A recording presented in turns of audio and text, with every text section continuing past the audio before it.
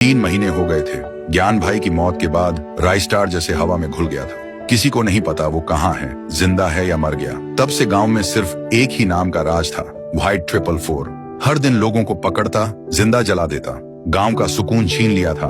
आसमान में रोज धुआं होता था और जमीन पे सिर्फ राख। लेकिन एक रात व्हाइट 444 के प्राइवेट गोदाम में एक भयानक धमाका होता है। उसका सबसे महंगा fighter jet, rocket launcher, fighter truck, सब कुछ जलकर राख हो जाता है। व्हाइट 444 भाग कर आता है और जब देखता है पहली बार, उसके चेहरे पर डर होता है।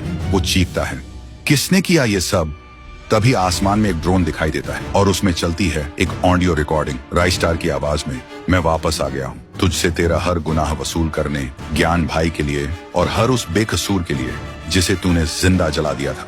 अगली सुबह व्हाइट 444 के 20 से ज्यादा आदमी गायब हो जाते हैं। जहां भी लाश मिलती है वहां लिखा होता है, जस्टिस फॉर ज्ञान भाई। व्हाइट 444 के हाथ कांपने लगते हैं। वो चिल्लाता है, राइस्टार को ढूंढो, मार दो उसे।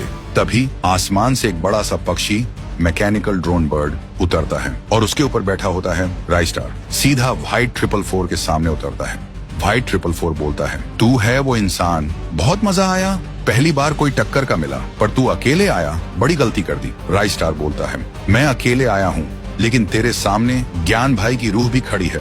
तभी अचानक धुआं उछाता है और शुरू होती है फाइट। राइस्टार एक एक करके व्हाइट 444 के सब आदमियों को खत्म कर देता है। जब धुआं हटता है तो जमीन पर व्हाइट 444 गिरा पड़ा था और उसके साथ सारे आदमी मारे, सब के सब खत्म। अगले दिन पूरा गांव एक जगह जमा होता है। राइस्टार ज्ञान भाई की तस्वीर के सामने दिया जलाता है। गांव फिर से शांत हो चुका था। आज हर चेहरा रो रहा था, पर सुकून के आंसुओं के साथ। और दोस्तों, अगर आपने भी ज्ञान भाई का बदला महसूस किया तो कमेंट करो। Legend never dies.